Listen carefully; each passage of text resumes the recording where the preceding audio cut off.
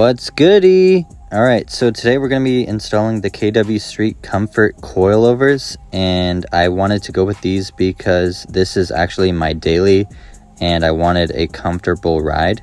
Also, I have a girlfriend and she didn't like when I had coilovers on my FRS because it was pretty rough. So this is why I went with these, and they do go pretty low, so I'm excited about that.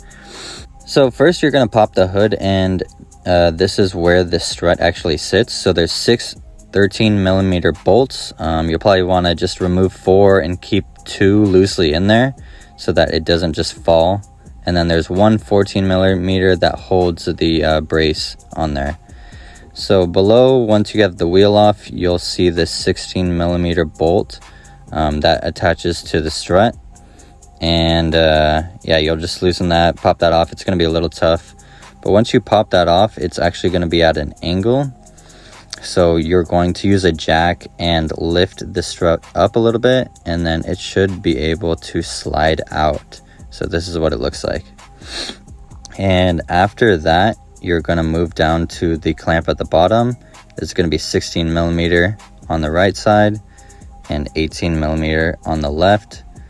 This is the bolt that holds the clamp together.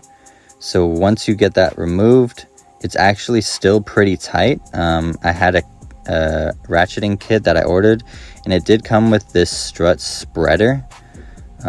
You could try to use a flathead or something else, but I just went ahead and used this since I had it. And basically it just opens the clamp up even more so that you can just slide it out.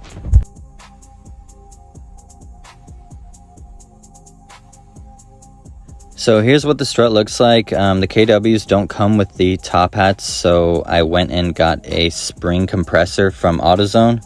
You can rent these, and then when you return them, they'll refund you your money, so it's basically free. And you're going to keep compressing the spring until it's low enough for you to safely remove the top hat, and otherwise it'll kind of just explode off. So make sure you do this part properly. These are what the KWs look like, so you'll want to set your ride height on both of them so that they're matching, and then you can move the top hats over. And the top hat is going to use a 19mm, and make sure you get a through hole ratchet socket so that you can actually put a 5mm in the middle, and this will hold it in place and allow you to tighten it down properly. Once you get that tightened down, you can put the strut back in and safely push it back under the fender. It'll be a little bit of a tight squeeze. And then you can go ahead and put everything back on the way you took it off. So this is how the front is looking right now. And you can adjust the dampening up top. So I started with 8 clicks. The recommended is 9, but I wanted to try like just a little softer. But yeah, you'll probably want to start with 10 because 8 was definitely like almost like softer than stock. So go ahead and just try 10. And when you move to the rear, there's going to be these 4 holes. They're going to be a 10mm, and this is like just the plate basically underneath. And then once you get that removed, you can remove these 2 right bolts, and it's going to be a 16mm and an 18mm. After that, there's going to be 3 10mm bolts that are holding the top of the strut up, and you can remove those, and then you'll just push the strut down and you'll be able to pop it out. And you might need to use your jack again to kind of jack it up and down to wiggle the bolts out because they are in there kind of tight. So with the rears, I ended up going as low as possible. So you can see right there, it's actually not that low, but yeah, when we lowered the car, it was sitting pretty high up. So I have 19s on my car, and if you just go as low as possible, it'll fit perfectly. And you're going to move to the rear strut, so you're going to have to remove the top hats as well back here. Luckily you don't need a spring compressor, but you're going to need a 16 millimeter and a 5 millimeter to remove the top hat. And these are what the KW rear struts look like. And so once you get the top hats removed, you can move them over here, and it's going to use a 17 millimeter and a 5 millimeter again. So I forgot to get footage of me putting the new strut in, but just to let you know, this is one of the hardest parts, is just getting the bolts back in place.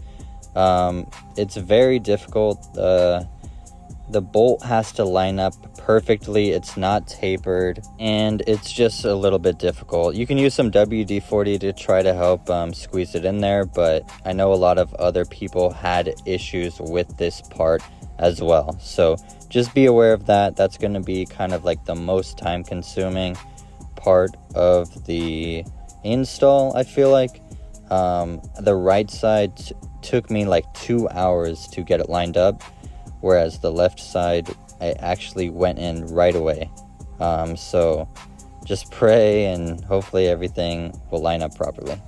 So this is how the car came out. It's sitting perfect for me. The rears are actually at the lowest they can go, but the front you can definitely go a lot lower. I don't think it's needed. Both in the front and the rear, I have about a 1 finger gap, and there's really no point in going any lower. You're going to have issues when you're turning, or if you put a front lip on, you're going to be scraping. So yeah, I'll put the measurements for what height I set mine to for the front if you want to do similar.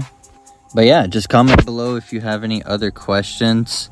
I'm just gonna do kind of like a quick walk around of the car, and yeah, subscribe and like. I'm going to be working on the brakes soon, so here in the rear I actually ordered some M brakes, and I'm gonna be painting those red, and I'm gonna try to get some new rotors as well, because these ones are turning like orange back there. So yeah, thanks so much for watching, and I'll see you guys later.